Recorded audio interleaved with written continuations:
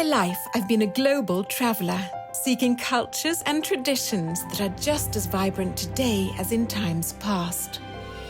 We're opening doors, stepping into worlds most never see, because that's where the best stories are. We're sharing tales of local life and the working world, plus spending time with some of the most interesting people you'd ever want to meet. It's truly privileged access that always leaves me excited to explore more. The focus of this episode is some of Europe's favourite wines and spirits. We'll introduce you to ouzo, an aperitif loved by the Greeks. Then take a detailed look at the many wines of France's Bordeaux region.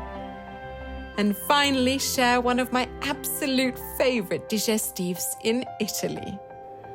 Our first stop takes us to Greece and one of the most unusual ouzo bars you'll ever see, Brettos.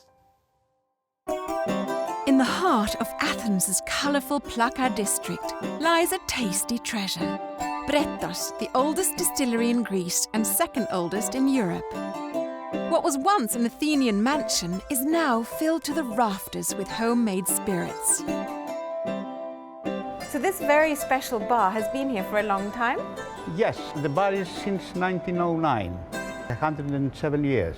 He started, Mr. Brettos, fixing in the backyard of the store ouzo and a spirit. Greek spirits particularly? Greek spirit, yes, Greek spirit. Brettos is home to a delightful collection of intriguing spirits, brought to life from old family recipes, tastes found nowhere else. We make our own ouzo. We make 40 different flavors of liqueurs and a couple of local things. One is chipuro, which is like a vodka, like a grappa, from the raisins, from the grapes. And we make rakomelo, which is raki with the cinnamon and honey. But our raki is without anise, chipoudia. Raki in Turkey is with anise. So your raki does not taste like licorice? Exactly. Another option is a local's favourite, with an unusual taste derived from mastic trees on the Isle of Chios. This is a bottle of pure mastica? Yes. This is the tree with the sugar and alcohol. Okay. And what does mastica itself taste like? It's a very unique flavor. I have to give you a little bit to taste it, and you tell me about that. Okay. This is sweet thing, huh? Sweet, yeah. I like sweets. Go ahead. That's unique. It's unique flavor, right? Little bit like the forest. The forest, yes. Like the trees. The Greeks, they love mastica. The 99%. In Norway, we have a drink called aquavit. Aquavit. Which I heard about. I know the aqua. The water of life. So this is sort of the Greek aquavit. Aquavit, yes. Aquavit. Of course, there's one Greek spirit we simply had to check out, the Brettos' version of ouzo. Where does that name come from? I don't know what it means. I don't know what really, it means. Really, I don't know what it means, but I can tell you how we make ouzo. And how do you make it? Yes. The ouzo is the spirit, which comes from sugar beets, the anise, and by the law, mastica. Have you tried ouzo before? I love ouzo. You love ouzo? Because I love licorice. If you love licorice, this you like more than all the other licorice you had. It's liquid licorice. Licorice. Go ahead. Oh yeah, that's very smooth. And this is 48 proof? Yes. It's distilled and it's double distilled. And three and 4, yes. And this particular one, which is the 48%, has been distilled how many times? 4 times. 4 times. Yes. That's the highest number of distillations. We'll have 46% 3 times, 42% 2 times, and the blue one, which is 40% 1 time. Does any of them taste more of licorice than others? Yes, of course. The 40% more licorice, less. As more distilled, less you feel the licorice. So if you're like me and you love licorice... If you love licorice, you go to the 40%. How are you supposed to drink ouzo? You're not supposed to... No, sip it. You're supposed to sip it? Not shoot it. Does it have any health benefits, or is it just makes you happy? It makes you happy, that's all. Pavlos had yet one more favourite to share, his handmade brandies that are served in a most unusual way. If the customers want to have a drink, we take it straight from here. And Into we the glass? serve. Into the glass, and we serve it. This is fantastic. So from the barrel For the barrel, yes, to the table. to the table. Brettos' timeless setting speaks volumes about the character of its delightful owner. Combine that with the endless choices and the warm, welcoming Greek hospitality, and you've got a place I won't soon forget.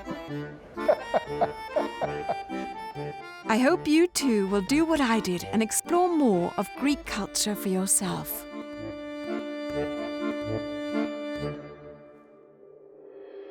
Now we're headed for Bordeaux, France, the world's most revered wine-growing region.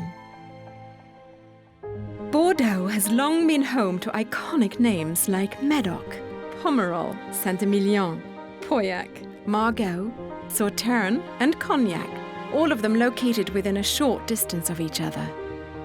Thanks to unique natural elements including rivers, elevation changes, and a wide range of soils, winemaking has thrived here, resulting in remarkable red wines, white wines, sweet wines, and other aperitifs and digestives. Bordeaux is usually thought of in terms of left bank and right bank, referring to their location along the Gironde River. The left bank is home to the Medoc region, which at one time was swampy marshland. This is red wine country, where tasty Cabernet Sauvignon and Merlot grapes enhance wines from Pauillac, Saint-Julien, and Margaux. The vineyards are influenced by the warm waters of the Gironde estuary, southeasterly exposure, and soil that is a mix of soft clay and gravel. It's a rare combination that has delivered Bordeaux's most desired wines.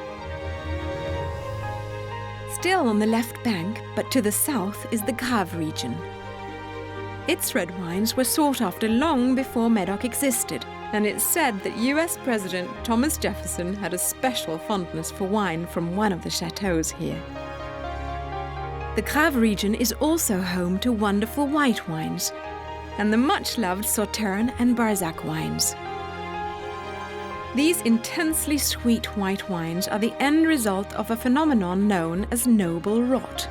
It impacts the grapes frequently here, dehydrating them inside the skin, which increases the concentration of sugars.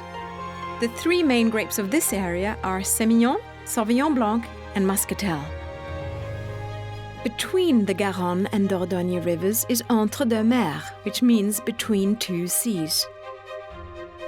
This productive area is the source for the majority of Bordeaux's mainstream red wines. The right bank has its own treasures, like the Libournais region also bordering the Dordogne River. It was first cultivated by the Romans and is home to the highly regarded Pomerol wines.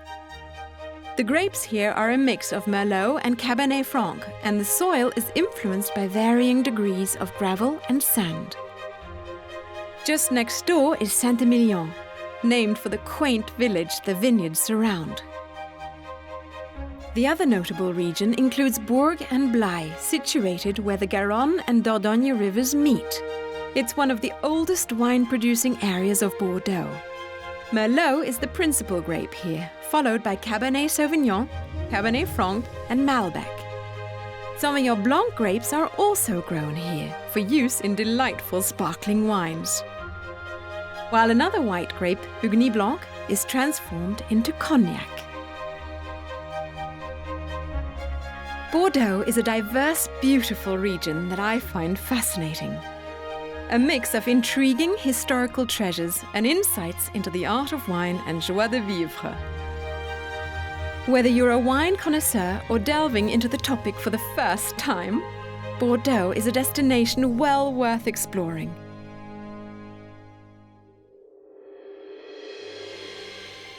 Finally, we're off to Italy's Amalfi Coast, where we learn the trick to making limoncello.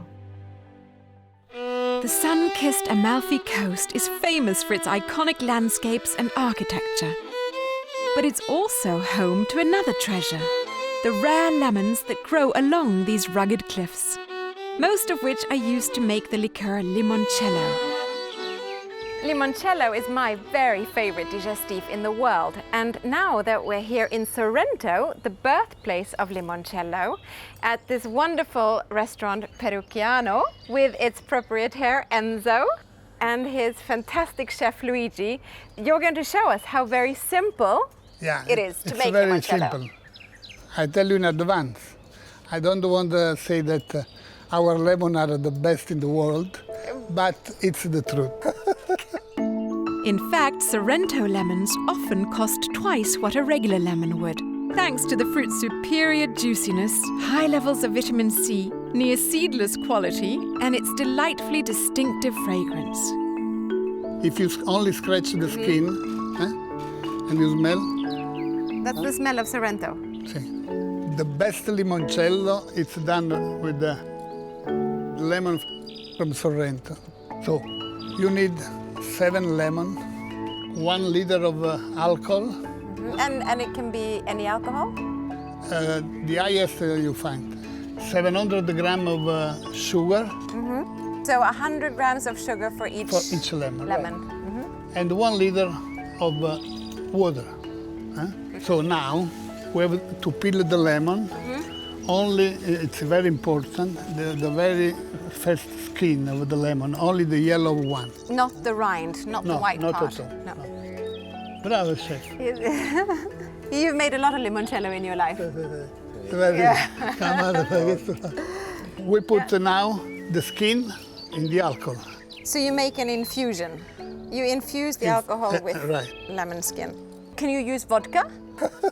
Well, It probably. could. It's a different kind. It's a vodka cello. will be different.